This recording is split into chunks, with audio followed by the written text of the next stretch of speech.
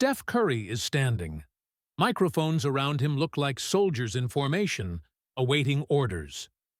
The silence in the Chase Center press room is so heavy that every breath sounds like an amplified whisper. His voice, normally calm and measured, carries something completely different in that moment, an intensity that makes each word echo like controlled thunder, precise, devastating. "You can attack my game," he says, and the entire room seems to lean forward. "You can question my performance. You can analyze every shot, every pass, every decision I make on the court." The pause is long, deliberate, loaded with meaning. But when you cross that line, he doesn't finish the sentence. He doesn't need to.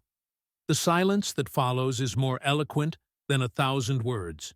You can sense that something extraordinary is about to happen. Something that goes beyond basketball, beyond sports, beyond statistics and trophies.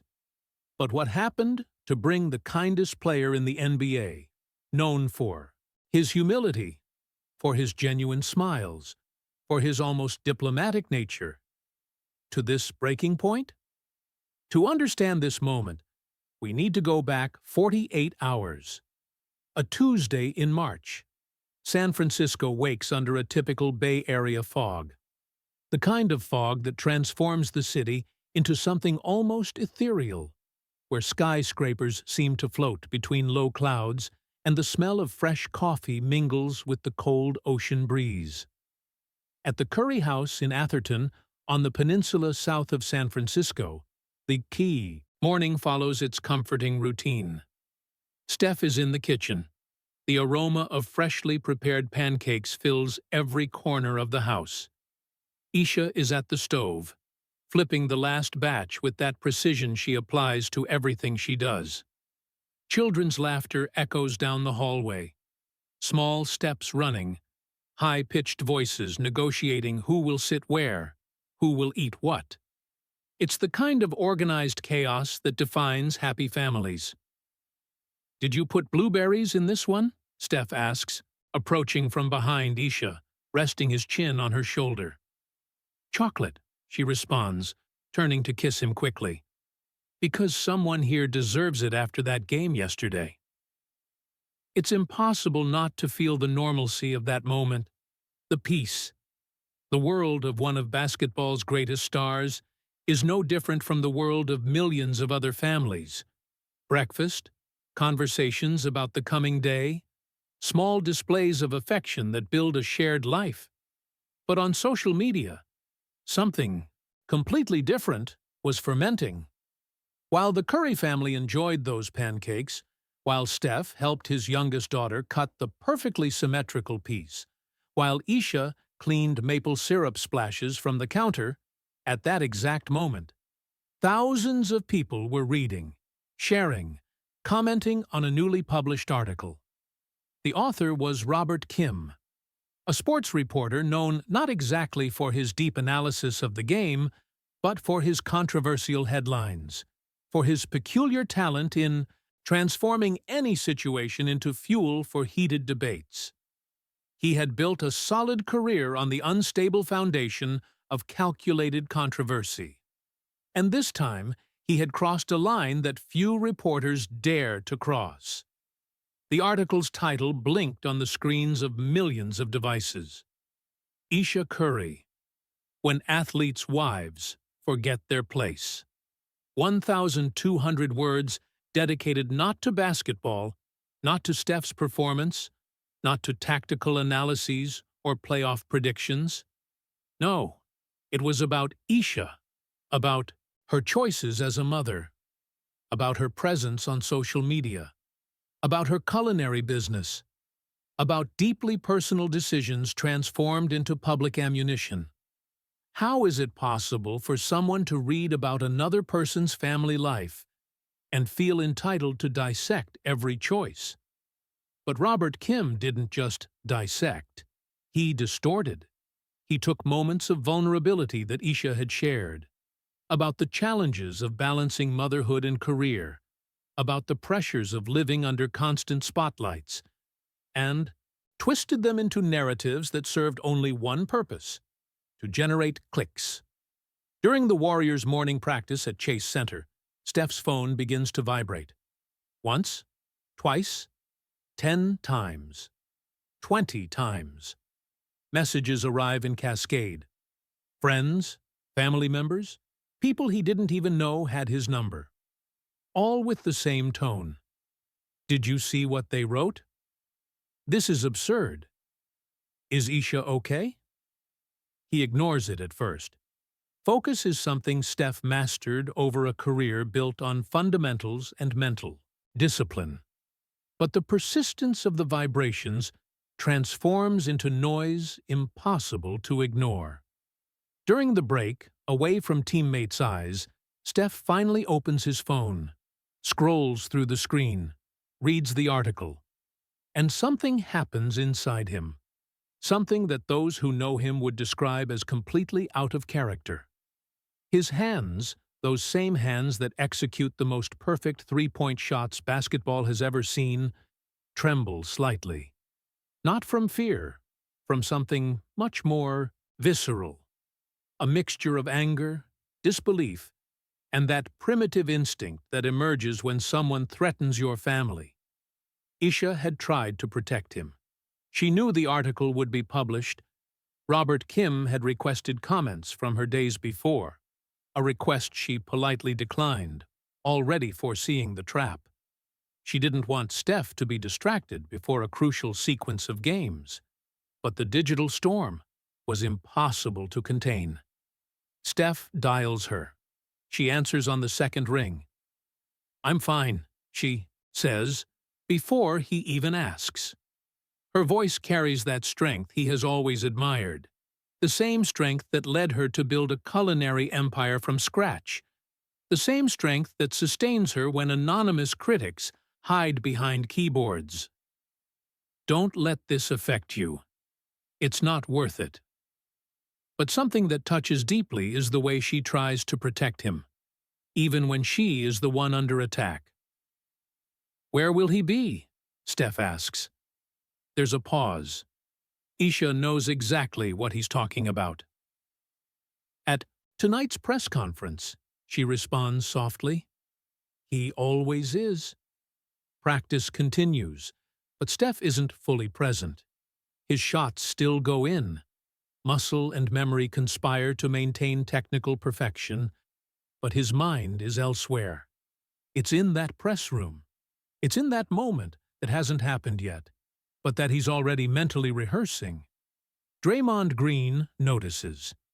It's impossible not to notice. He approaches during a transition drill. "I read that shit," Draymond says, direct as always. "Is that guy gonna be there today?" Steph just nods. "Let me handle this," Draymond offers. It's not just an offer, it's a promise. Everyone who knows Draymond knows he has no problem confronting anyone, at any time, for any reason. But Steph declines with a gentle gesture. "This is mine," he says, and there's something in his voice that makes even Draymond pause. "It's about my family." What would you do if someone turned the people you love most into entertainment? If they took the most intimate, most vulnerable moments and exposed them for public consumption? That night's game is against the Lakers at Chase Center. Historic rivalry, intense spotlights, celebrities courtside, cameras from every imaginable angle. The kind of game that normally elevates Steph. He has always performed better under pressure, always seemed to feed off the electric energy of big moments. And something fascinating happens that night. Steph isn't just playing basketball. Every movement carries a different weight. Every three-point shot that goes through the net without touching the rim seems like a silent scream. The crowd senses something unusual in him, an almost magnetic energy, a determination that transcends the sport. He scores 42 points, 8 three-point baskets. Extraordinary numbers even by Steph Curry's extraordinary standards. But anyone paying real attention would notice he's not celebrating. He's not smiling. He's focused on something far beyond that electronic scoreboard, hanging from the arena ceiling. During breaks, he breathes deeply. Teammates who would normally find him smiling, joking, keeping the locker room light, find only silence. A silence that isn't an absence of energy. It's concentrated, compressed energy, waiting for the right moment to explode. Coach Steve Kerr watches from afar. He has known Steph for enough years to recognize when something is different. "You okay?" he asks during a fourth-quarter timeout. "I will be," Steph responds. And there's something in that response, in that choice of future tense, that says everything without saying anything. The game ends with a Warriors victory, 118-104. The crowd celebrates. Impressive statistics roll across the screens. Analysts already prepare their statements about another magical night from Steph Curry. But nobody in the arena realizes that the real battle hasn't begun yet. In the Chase Center press room, reporters settle into their chairs. It's a PO, familiar ritual. The same room, the same people, the same questions about pick and rolls, about defensive adjustments, about specific matchups. Cameras are positioned, lights adjusted, recorders tested, and there, sitting in the third row, among other reporters holding their notebooks and tablets, is Robert Kim, apparently unconcerned, scrolling through his feed, perhaps even reviewing his next questions. Steph enters the room. The characteristic noise of parallel conversations diminishes. He sits at the table, adjusts the microphone, and does something few notice. His eyes make a quick, precise movement around the room, and for a fraction of a second, less than a blink, they meet Robert Kim's. It's enough. Everyone feels the change in the air. It's not obvious. It's not dramatic. It's that silent tension that precedes storms, when the wind stops, when birds become quiet, when even the atmosphere seems to hold its breath. Have you ever wondered what happens in the exact moment before everything changes? That point of no return where decisions are made, words are chosen, and the course of events is altered forever? This was that moment. And nobody in the room, not the veteran reporters who had covered thousands of press conferences, not the camera operators who had already recorded countless historical moments, absolutely nobody was prepared for what was about to happen. The first question comes from an ESPN reporter. Routine, expected, almost ritualistic in its predictability. "Steph, talk about your offensive performance in the third quarter. You seemed particularly aggressive during that period." Steph responds on autopilot. Words about spacing, about reading the defense, about trusting teammates. It's the technical language he masters as well as he masters the ball. Polished phrases, diplomatically constructed, that satisfy the obligation without revealing anything substantial. But anyone watching carefully would notice. His eyes aren't fully present. They're calculating, measuring, waiting. Naturally, this leads us to the second question, and the third, all about the game, all safe, all maintaining that thin layer of normalcy that still covers the room like a transparent veil. Robert Kim remains silent. He knows how it works. Veteran reporters ask their questions first. He waits, patiently, perhaps even savoring the anticipation. But then, something extraordinary happens. Steph interrupts his own answer in the middle of a sentence. He was talking about defensive rotation, but simply stops. The silence that follows is so abrupt, it causes a kind of collective discomfort. "Any more questions?" he says, and there's something different in his tone, something that makes the entire room recognize he's not asking, he's inviting. It's impossible not to feel the energy shift, as if the temperature had dropped a few degrees, as if the air had become denser, harder to breathe. Robert Kim raises his hand. The simple act of raising that hand creates a chain reaction. Reporters around him move almost imperceptibly, some leaning back, creating space, as if instinctively knowing they were too close to an imminent point of impact. Camera operators adjust their framings. Even the Warriors' press assistant, normally relaxed against the back wall, straightens up completely. "Steph," Robert begins, and his voice carries that performative confidence of someone accustomed to provoking reactions. "About my most recent article, don't you think that public figures like your wife should expect scrutiny when they choose to put their lives in—" He doesn't finish. "Let me stop you right there, Robert." Steph's voice is low. It's not loud. It's not shouted. But every syllable carries the weight of years of earned respect, of built credibility, of a reputation that transforms his words into something that demands absolute attention. The silence that settles is different from any other silence. It's not the absence of sound. It's the presence of anticipation. Every person in the room is completely still. Even breathing seems inadequate. "You wrote 1,200 words about my wife," Steph continues, "and what's most impressive is the calm. There's no explosion. There's no loss of control. It's something much more powerful. It's lethal clarity. About our family choices. About how she raises our children. About decisions that happen within the walls of our home." Robert Kim, for the first time, seems to realize he miscalculated. His posture changes subtly. The performative confidence begins to crack at the edges. "But here's what's fascinating," Steph says, and that word, fascinating, carries such a layer of irony that it cuts deeper than any direct insult.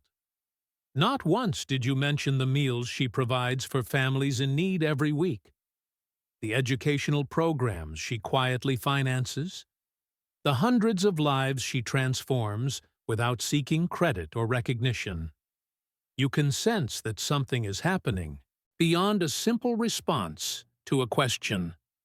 This is a masterclass in how to defend what you love without losing dignity, how to confront injustice without descending to the level of those who perpetuate it." Steph leans slightly forward. It's not threatening, it's intense. "There's a difference. You want to talk about my family?" he continues, and now there's a layer of carefully controlled emotion infiltrating his voice.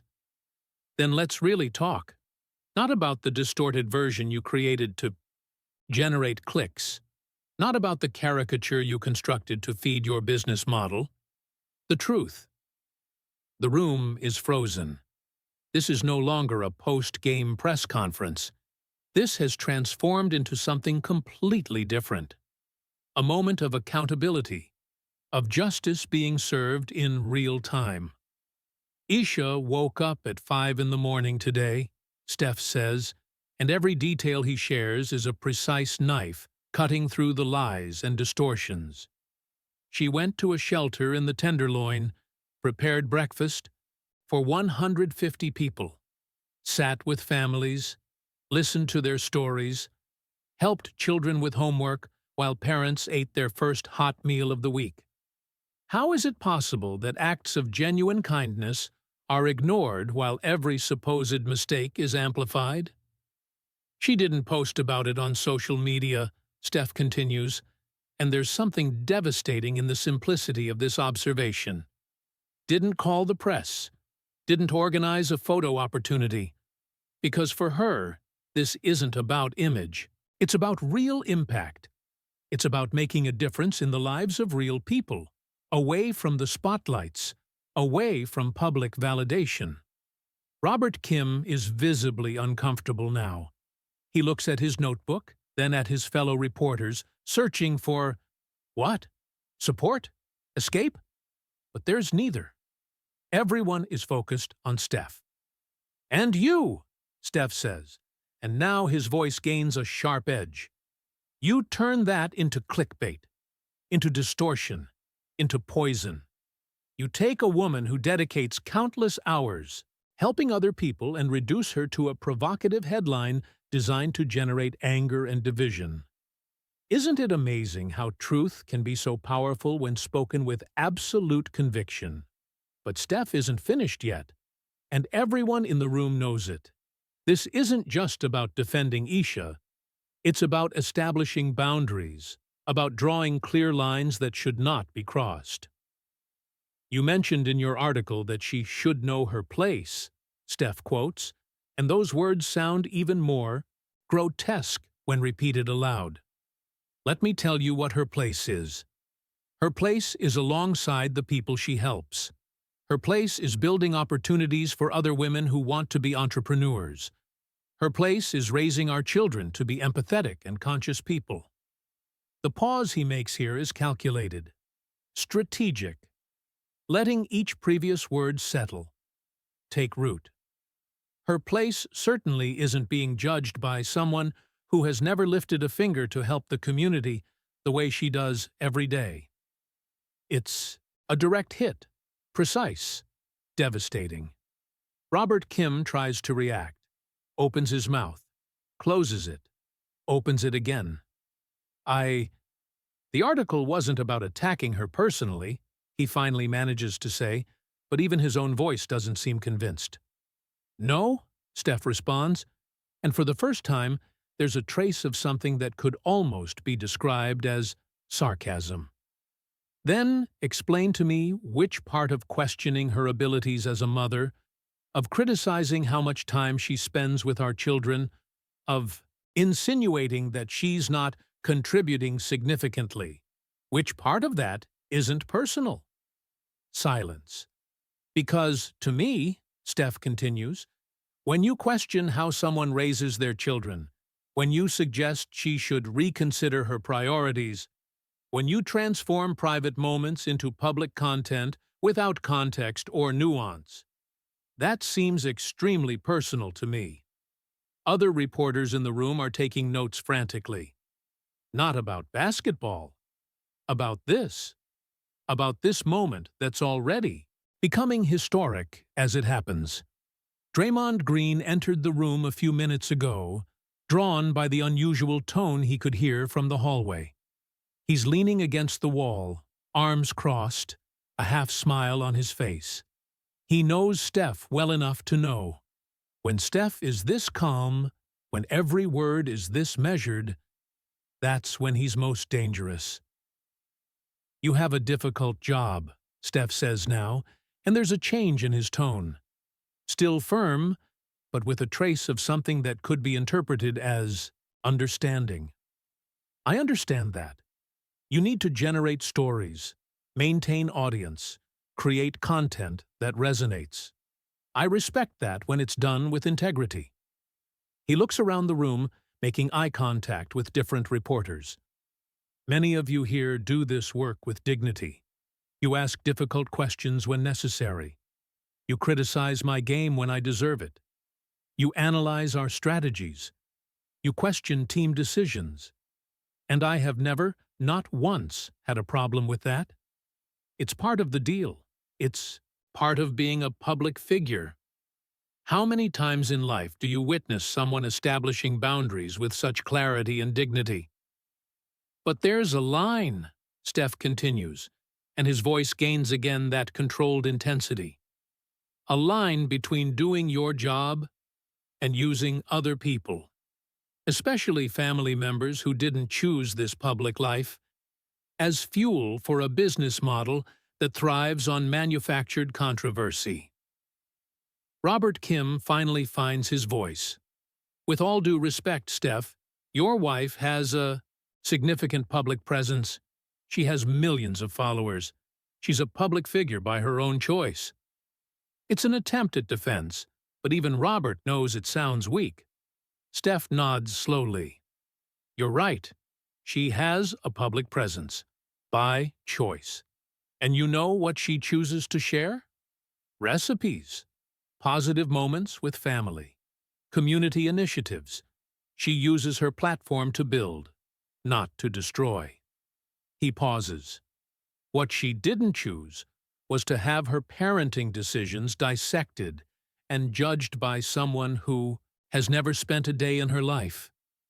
Public presence isn't an invitation for total invasion. It's not a blank check for you to create narratives that serve only your interests. The room is so quiet, you can hear the hum of the fluorescent lights on the ceiling.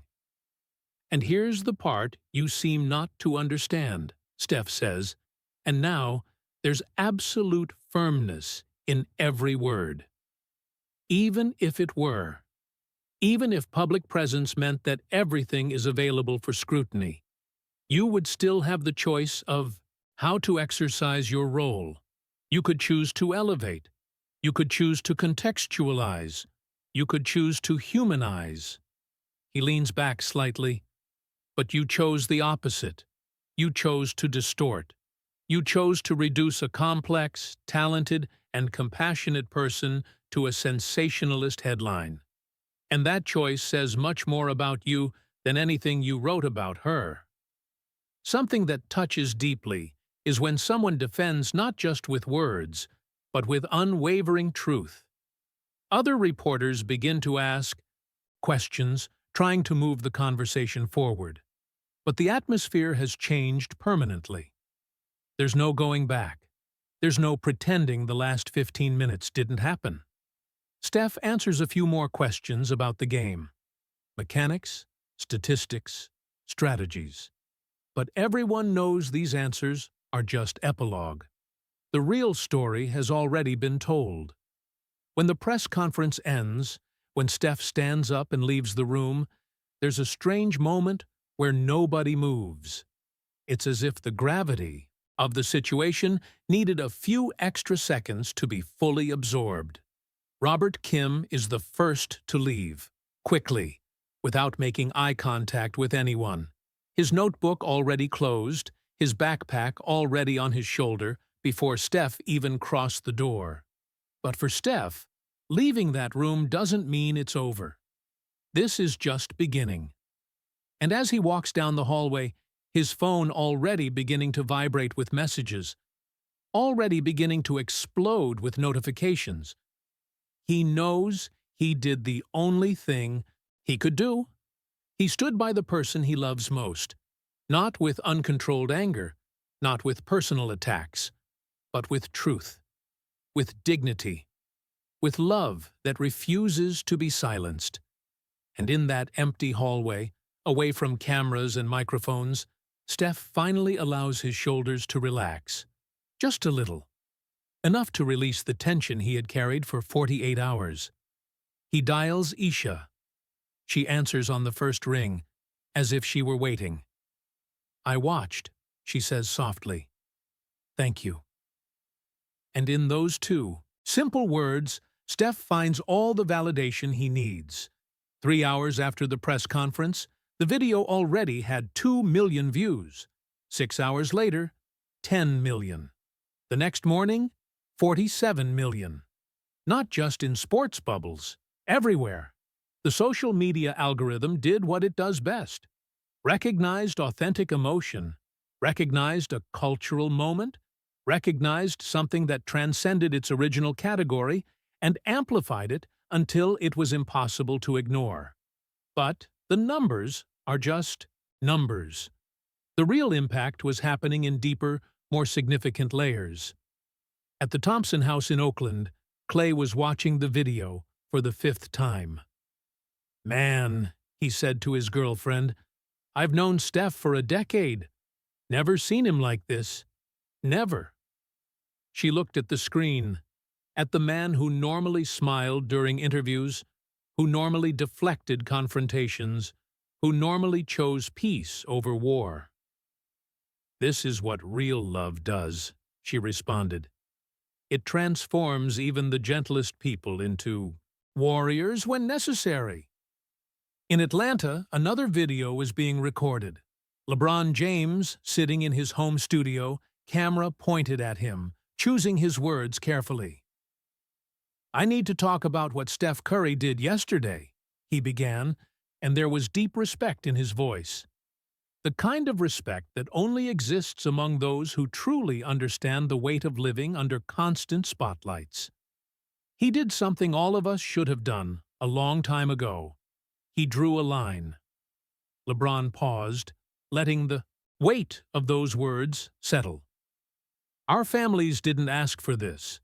Our wives, our children, our parents, they didn't sign any contract. They're here because they love us.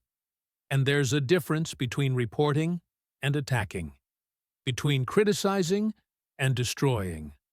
LeBron's video would add another 15 million views to the growing conversation.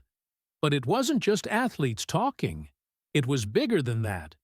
Veteran journalists, those with decades of experience, those who built careers on integrity, began speaking publicly about the line Robert Kim had crossed.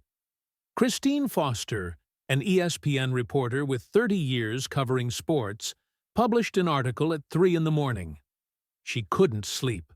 Not after watching that video. Not after recognizing how many times she herself had come too close to that line. "We are all complicit," she wrote, "every time we click on a sensationalist headline. Every time we share a story without checking context. Every time we allow entertainment to replace empathy. Steph Curry forced us to look in the mirror.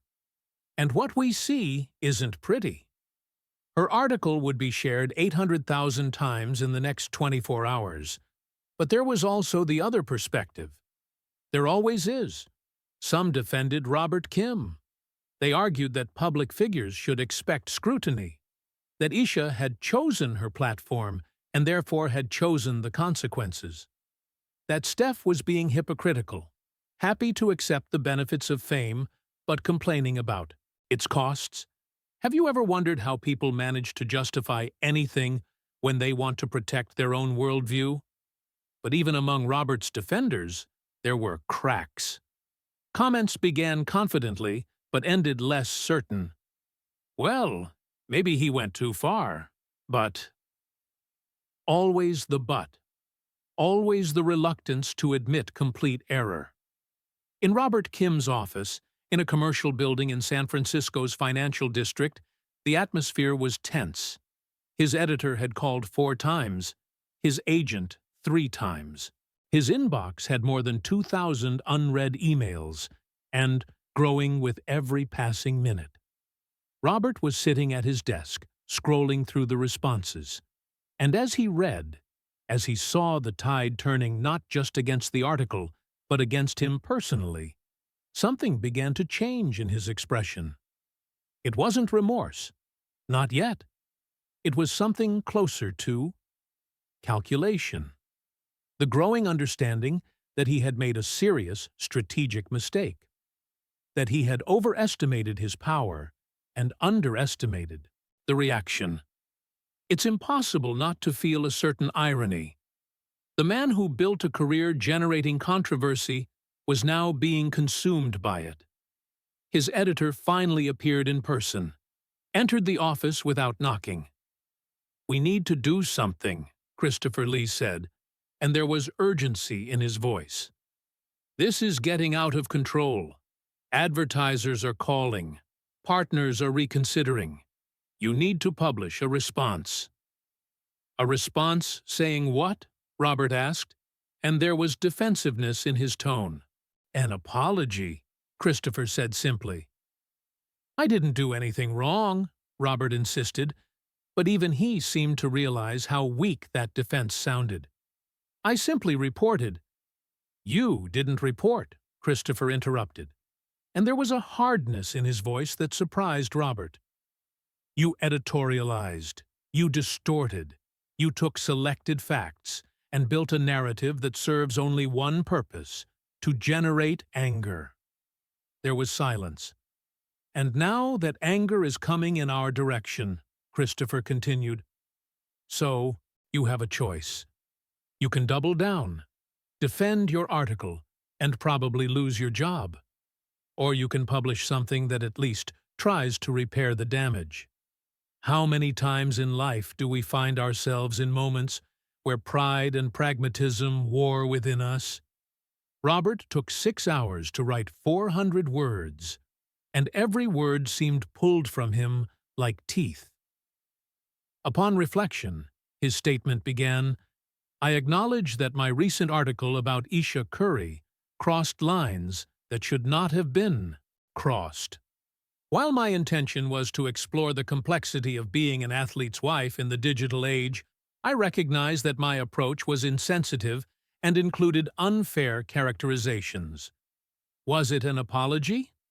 Technically, but it was the type of apology that manages the impressive feat of seeming sincere without admitting real responsibility. I acknowledge that it crossed lines, passive voice, as if the lines had crossed themselves. My approach was insensitive, not I was insensitive, but my approach, as if it were a separate entity from him. And the Internet, with its collective ability to detect authenticity, or lack thereof, immediately recognized the statement for what it was: a damage control exercise, not a genuine acknowledgement. "This isn't an apology," a tweet with 400,000 likes declared. "It's a corporate statement, dressed in the language of remorse." But while Robert Kim struggled with the consequences of his choices, something deeper and more significant was happening in the broader cultural conversation. Women, especially women married to public figures, women who lived their lives partially under spotlights they never asked for, began sharing their own stories. A professional soccer player's wife posted about the time a tabloid published photos of her children leaving school, including the institution's name, about the fear she felt, about the security measures she had to implement. A famous musician's wife spoke about articles, questioning her abilities as a mother because she also maintained a career, about the impossibility of winning. Too involved, and she was controlling; not involved enough, and she was negligent. An actor's wife shared about the article that described her as just a wife, despite her Stanford MBA and her successful consulting firm. Story after story, layer after layer, a mosaic of experiences that revealed a systematic pattern. Women being reduced to their relationships with famous men, their own accomplishments minimized, their choices dissected and judged under microscopes that would never be applied to men in similar situations. Isn't it amazing how one moment can catalyze conversations that were waiting to happen? And Steph, from the center of that storm he had created, not intentionally, but inevitably, remained remarkably consistent. When asked at another press conference if he regretted his confrontation with Robert Kim, his response was simple: "No, not at all." When asked if he thought he had been too harsh, he said, "I think I was exactly as harsh as the situation required. No more, no less." But it was his final response. When a different reporter, Jessica Chen, asked what he hoped would come from this situation, that perhaps best captured his state of mind. "I hope reporters think twice before turning families into content. I hope publications establish higher standards about what they consider valid journalism versus entertainment, disguised as reporting. But mainly, I hope that other people who are in similar positions, protecting people they love from unjustified attacks, feel empowered to speak up, to draw their own lines, to say, 'No, this isn't right, and I'm not going to stay silent.'" There was clarity in his voice, a resolution. This wasn't someone who was reconsidering his actions. This was someone who knew with absolute certainty that he had done the right thing. And in millions of homes, people watching that clip nodded in agreement. 3 weeks after the press conference that broke the internet, a meeting was taking place in a conference room in New York. Present, representatives from the country's largest sports media organizations: ESPN, Fox Sports, Turner Sports, The Athletic, Bleacher Report, and dozens of others. The topic: establishing new guidelines about coverage of athletes' family members. The meeting was directly catalyzed by the Steph Curry moment. Nobody in the room pretended otherwise. "You saw the numbers," Lisa Rodriguez, a senior ESPN executive, said as slides appeared on the screen. "Not just of video views, but of change in public sentiment toward our industry. Trust in sports media dropped 18% in the last 3 weeks. 18. That's catastrophic." There was heavy silence in the room. "And frankly," she continued, "it's deserved. We let this get out of control. We allowed the race for clicks to replace editorial judgment. We treated families as content instead of people." James Wilson from The Athletic leaned forward. "So what are we proposing? Because guidelines without enforcement are just public relations." "We're proposing clear standards," Lisa responded. "Nothing about minor children without explicit permission from parents. Nothing questioning parenting abilities unless there's genuine concern about verifiable child welfare. Nothing using family members as story angles when they clearly aren't the real focus. And if someone violates?" Another voice asked. "Real consequences," Lisa said firmly. "Suspensions, removal of credentials, in severe cases, termination." You can sense that real changes were happening. Not just conversations, not just empty promises, tangible action. Robert Kim wasn't at that meeting. He had been placed on indefinite leave 2 weeks ago. Corporate language for, "We're deciding whether to fire you now or wait for the attention to diminish." But the consequences for Robert were just a minor byproduct of what was happening on a much larger scale. Universities with journalism programs began updating their curricula, adding modules about digital ethics, about the difference between public interest and invasion of privacy, about how social media speed cannot replace journalistic rigor. Amanda Foster, a professor at Columbia Journalism School, was using Steph's video in her classes. "Pay attention," she told her students, pausing at key moments. "He doesn't attack. He presents facts. He doesn't insult. He establishes boundaries. This is a masterclass in how to defend with dignity." But perhaps the deepest impact was happening away from conference rooms and classrooms. It was happening in family conversations, at dinners where parents explained to children about empathy and consequences, in relationships where partners learned that defending each other isn't optional, it's essential. Sarah Mitchell, a high school teacher in Chicago, used the video as a starting point for discussions about digital citizenship with her 16-year-old students. "What do you think Steph is really defending here?" she asked the class. "His wife," a student responded immediately. "Yes," Sarah agreed. "But what else?" Thoughtful silence. "Dignity," a female student finally said. "He's defending her dignity, her right to be seen as a complete person, not just as wife of." "Exactly," Sarah said, and there was satisfaction in her voice. "And why does this matter?" "Because everyone deserves that," another student contributed. "Doesn't matter who they are, or who they're married to, or how many followers they have." Conversations like these were happening in thousands of classrooms, thousands of homes, thousands of spaces where people were trying to make sense of an increasingly complex world. And meanwhile, At the Curry house, life had returned to something resembling normalcy. Not completely. There was still attention. There were still articles analyzing every word of that press conference. There were still constant requests for interviews, for comments, for expansions on what Steph had said. But within those walls, where the family gathered at the end of the day, there was a peace that came from knowing you did the right thing. It was a Wednesday evening.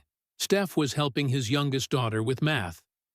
Ayesha was finishing a call about her new product line. The other children were in the living room, animatedly debating which movie to watch.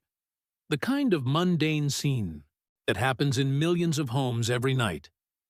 But there was something different about it now. An additional layer of meaning. Because this family had become a symbol of something larger, of the importance of protecting what really matters. Ayesha's phone rang. She looked at the screen, hesitated, then answered. It was a producer from a national talk show, offering, for the 10th time, an appearance to tell her side of the story. I appreciate the interest, Ayesha said politely, as she had said the 9 previous times.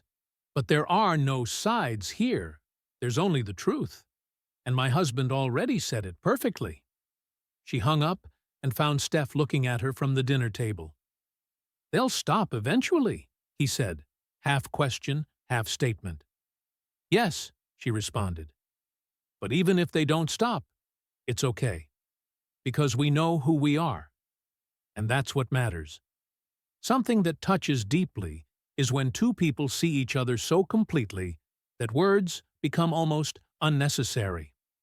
Steph stood up, crossed the kitchen, and hugged Ayesha. Not dramatically. Not for some imaginary camera. Just a simple, comforting hug. The kind that longtime partners exchange 1,000 times without thinking, but that carries the accumulated weight of choices made, battles fought, commitments honored. Dad, the youngest daughter called. I need help with this problem. And so, life continued. Homework needed to be finished. Dinner needed to be prepared. Movies needed to be chosen. The small and constant obligations of family life that are, in the end, all that really matters. But something had changed irreversibly. Not just for the Currys, for everyone who witnessed that moment. Athletes began speaking more openly about protecting their families, establishing clearer boundaries with the media, saying no when questions crossed from professional to too personal. Rachel Kim, a WNBA player, refused to answer a question about her girlfriend's appearance at a press conference. Next, question, she said firmly. And when the reporter pressed, she simply repeated, next question. The clip went viral, not with outrage, with support. Comments full of, exactly, good. Steph Curry taught well. Marcus Williams, an NFL linebacker, posted a photo with his wife and children accompanied by a long caption about what he learned watching Steph defend Ayesha. I always thought protecting my family meant keeping them away from the spotlights completely, he wrote. But Steph taught me that sometimes protecting means speaking up. It means establishing public boundaries when private boundaries are ignored. Thank you for showing the way. The post received more than 2 million likes. And somewhere, in his home, Robert Kim was seeing all this happen. Seeing the world change around the foundation he had helped create. A world where clicks mattered more than compassion. Where sensationalism was rewarded more than substance. He had started writing a piece. Not for publication. At least not yet. Just for himself. An attempt to process, to understand, to perhaps find some path back to something resembling integrity. I built a career on controversy, he wrote, and somewhere along the way, I forgot that on the other side of every headline there are real people. with real feelings, with families they love and who love them back. It was a beginning, small, imperfect, but a beginning. How many times in life are we forced to confront who we've become versus who we thought we were? 6 months after the press conference that broke the internet, a young journalist named Tyler Brooks was starting his first day at a major sports site. During his orientation, his editor spent 45 minutes not on writing style or fact-checking protocols, but on ethics, on boundaries, on what was acceptable and what should never, under any circumstances, be published. "Watch Steph Curry's video," the editor said, projecting it on the screen. "Watch it as many times as you need until you understand. Because if any of you publish something that makes me have to sit where Robert Kim sat, facing that level of accountability, you won't be working here for very long." The room of new journalists was silent, watching Steph defend Ayesha with that mixture of calm and conviction. "That's our job," the editor continued after the video ended. "Not to destroy, not to sensationalize, but to inform, with integrity, with empathy, always remembering that every story we tell is about real people living real lives." And so, the ripple effect continued expanding, touching lives, changing perspectives, recalibrating what was considered acceptable. At the Warriors, life followed its course: practices, games, victories and defeats, the familiar rhythm of an NBA season. But in post-game press conferences, something had changed subtly. Questions were a little more respectful. Boundaries were recognized a little more clearly. And when someone occasionally tried to cross a line, other reporters in the room, not just the athletes, intervened. "Hey, that's too personal," another journalist would say. "Let's keep the focus on the game." Self-regulation, collective accountability. The kind of cultural change that doesn't happen overnight, but, once started, is impossible to completely reverse. A year later, Ayesha launched a new initiative, a fund to support spouses and partners of athletes who wanted to build their own careers and identities separate from their famous partners. At the press conference announcing the fund, she was asked, inevitably, about that moment a year ago. "It was difficult," she admitted honestly. "Reading those things about me, about our choices as a family, it hurt. I won't pretend it didn't hurt." She paused, choosing her next words carefully. "But what Steph did that day, he didn't just defend me. He defended the idea that all of us, especially women married to famous people, are complete people, with our own dreams, our own achievements, our own stories worth being told on our own terms." It's impossible not to feel the quiet strength in her voice. The dignity that Robert Kim had tried to take away, but that, in the end, had only strengthened. And Steph, sitting in the front row, looked at his wife with that pride that comes from witnessing someone you love transform pain into purpose, transform attack into action, transform a difficult moment into lasting change. That night, back at home, after the children were in bed, after the lights were off and the house was silent, Ayesha and Steph sat on the back deck, looking at the lights of San Francisco twinkling in the distance. "Would you do it again?" she asked softly. "If you could go back to that moment, knowing all the attention that would come, all the analysis, all the pressure, would you do it again?" Steph didn't hesitate for even a second. "Without a doubt," he said, taking her hand. "Always. Every time. In any situation. Because in the end, when all the lights go out, when all the noise disappears, when it's just us, this is the only thing that really matters. Us. Our family. Protecting this, defending this, honoring this, He turned to look at her directly. It's not about basketball. It was never about basketball. It's about you knowing, always, that I'm by your side, no matter what, no matter who, no matter the cost. And in that moment, under the Bay Area stars, with the city breathing softly below them, the truth revealed itself. Crystal clear. Steph Curry's greatest defense never happened within the four lines of a basketball court. It happened in that press room. It happened when he chose love over silence. It happened when he decided that protecting who he loves most was worth any discomfort, any criticism, any consequence. And in that choice, in that moment of quiet courage, he didn't just defend his wife.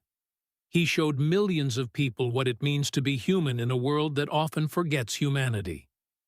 What it means to stand by who you love when everyone is watching. What it means to have values that are non-negotiable, no matter the pressure. Great things happen when someone decides that love is more important than approval. Great things happen when someone draws a line and says, "No further." Great things happen when someone reminds the world that on the other side of every headline, every tweet, every article, there are real people with real hearts who deserve real dignity. And perhaps, just perhaps, the greatest lesson from all this isn't about confronting reporters or establishing boundaries with the media. Maybe it's something much simpler and much deeper. When you truly love someone, you don't just say it, you show it. And when that someone needs you, when they're under attack, when they're being reduced to a caricature, you stand by them. Not behind the scenes, not in private conversations. You stand by them where the whole world can see, with calm, with dignity, with love that refuses to be silenced or shamed or reduced.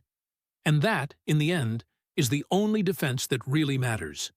The defense of what is true, of what is fair, of what is right. The defense of the person we choose to love, today, tomorrow, always, no matter who's watching, no matter what it costs. Because in the end, when all the lights go out and all the attention disappears, what remains is just this: the people we choose, the promises we keep, the love we defend. And that always has been and always will be enough.